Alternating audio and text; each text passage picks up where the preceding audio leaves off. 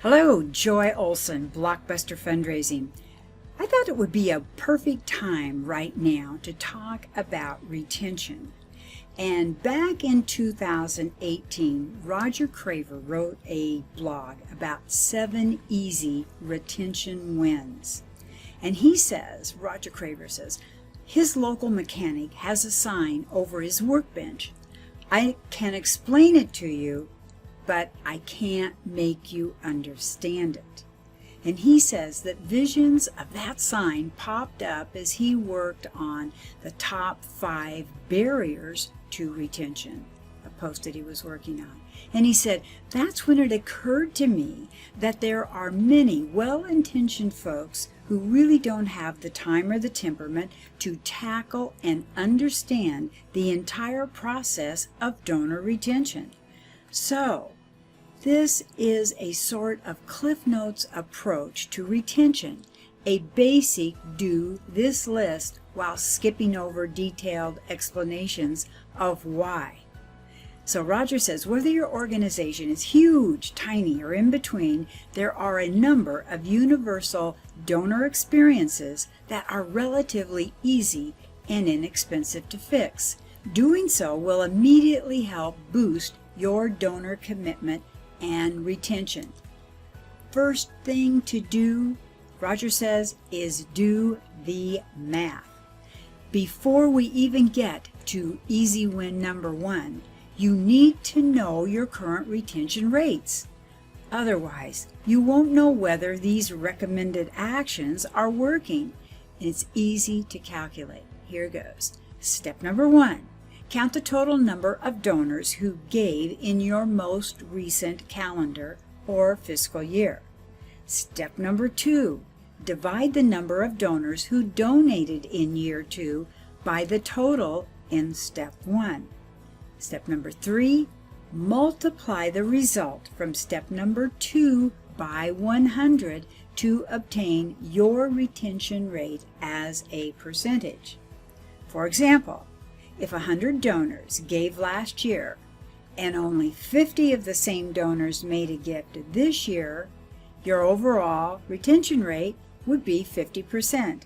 So in addition to calculating the overall percentage of donors retained, you can also use the same process to calculate the retention rate for new or first-year donors, the most vulnerable time for donor retention. And do it also for your multi-year donors, donors who've given 2 or more years. Finally, it's also helpful to calculate your revenue retention rate, which is particularly helpful in spotting problems in the critical first 2 years of a donor's life with your organization, and also for spotting upgrade-downgrade issues. For example, if 100 new donors gave you $50 each, you received $5,000 from that acquisition effort. If in the following year 25 of those 100 donors upgraded a bit and each gave an additional $60, you received another $1,500. Your donor retention rate in this example was 25%, 25 divided by 100, and your revenue retention rate was 30%, $1,500 divided by 5,000. So, with those numbers in hand, here are Roger Cravers' 7 easy retention wins. Win number 1, clean up your addresses. Those carefully and creatively prepared mail appeals, renewals, and newsletters won't do you much good if they never reach the donor.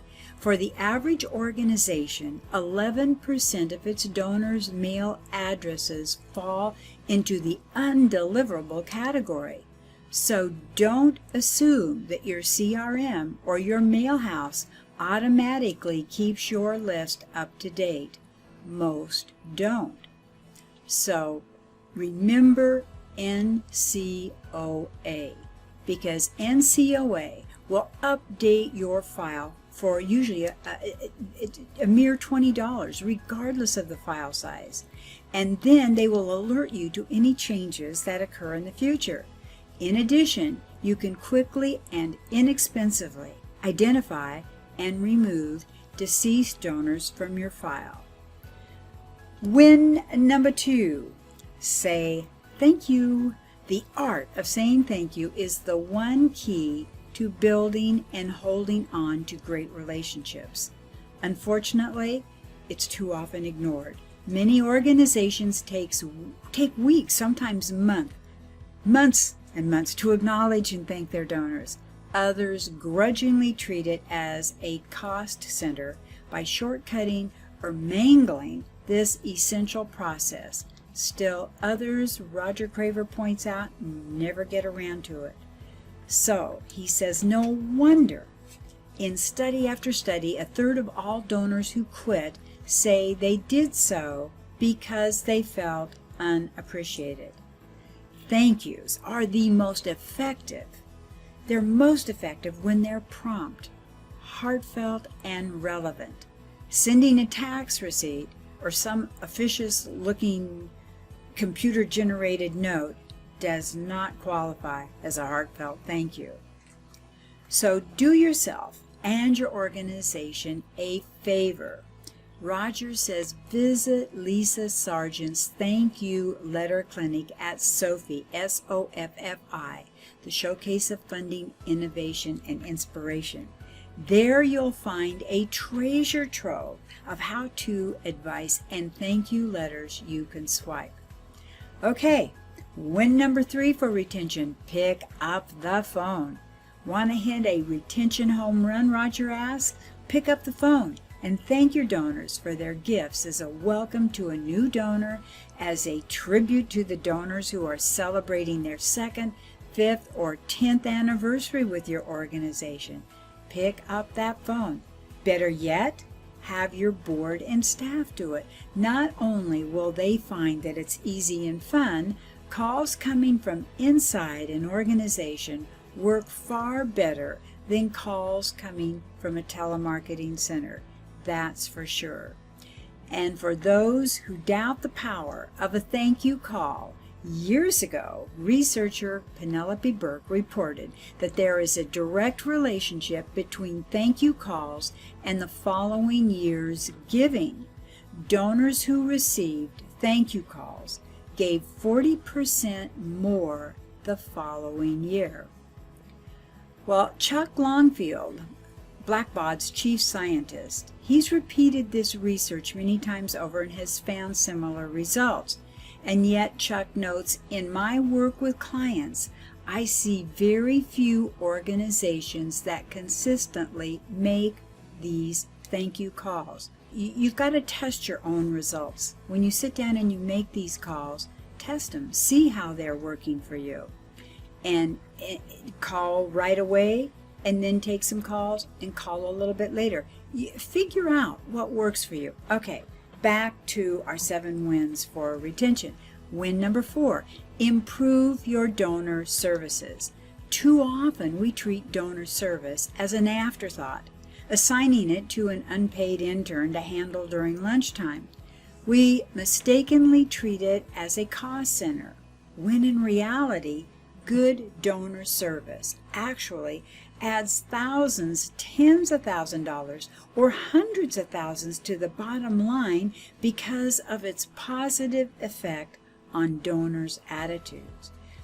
From donor voice studies, it's clear that virtually all organizations should be offering the following. Failing to do so costs the average organization up to 20% of its donors. Offer convenient options for reaching donor service agents, either email, website, live chat, the phone. Offer convenient hours of operation to reach a live operator or donor representative. Convenient to the donor who may call after work, not the organization's 9-to-5 office schedule.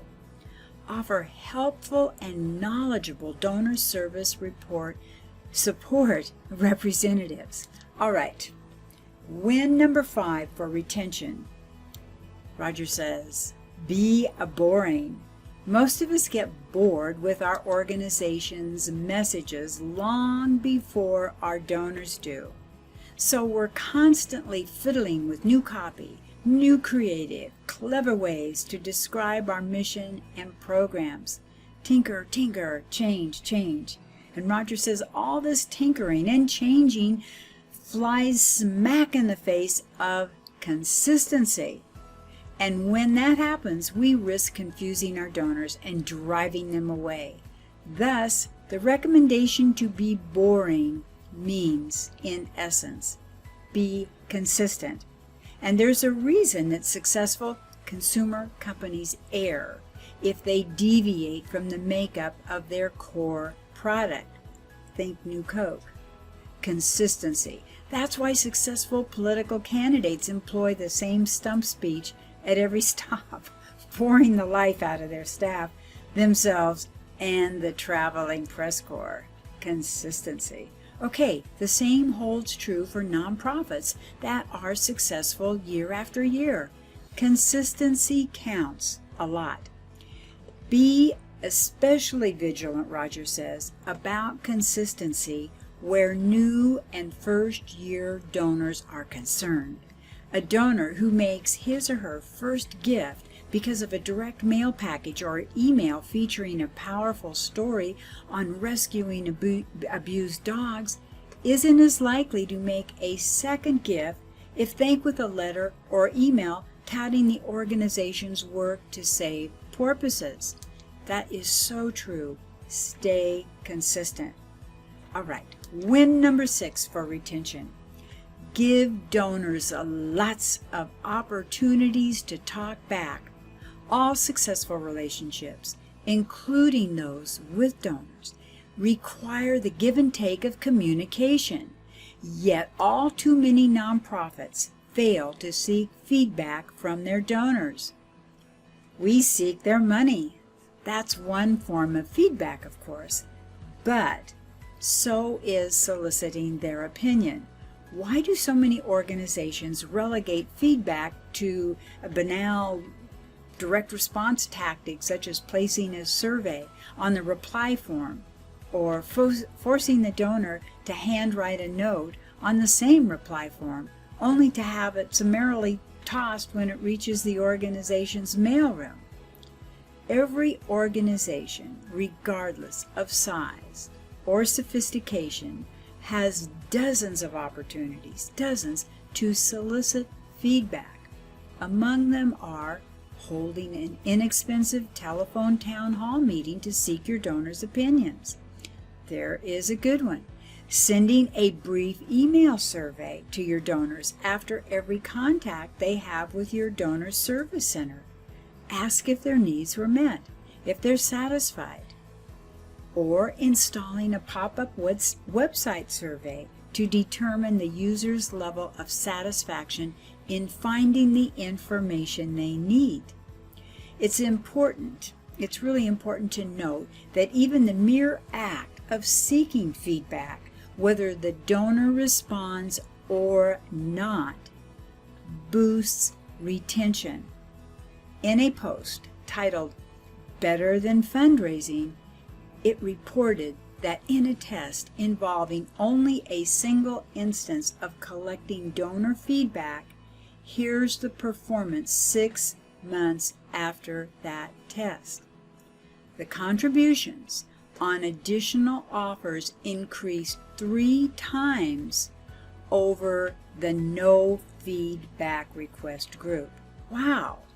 There was a 50% decrease in attrition and a 35% increase in net income from the test group over the control group. That's impressive. So ask for feedback. And retention win number 7, get into monthly giving. Putting a monthly giving program in place should be on everyone's list. And while this isn't as simple and inexpensive as the other 6 retention wins, it's a mighty valuable one, both in terms of retention and revenue. After all, if you can communicate with someone monthly and also receive a contribution every 30 days or so. They will be among your most loyal donors. So think about launching your monthly giving program if you haven't already, because it really works.